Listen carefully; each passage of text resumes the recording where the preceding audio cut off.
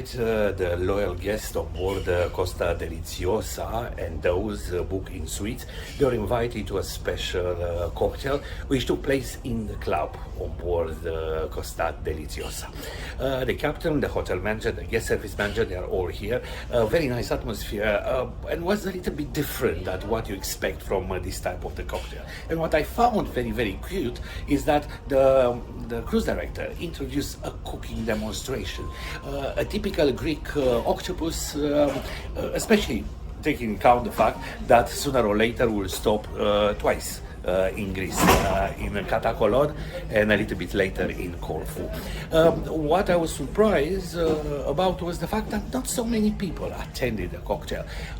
Maybe there are not so many loyal customers on board, or maybe the suites are not 100% busy, but was an absolutely lovely event.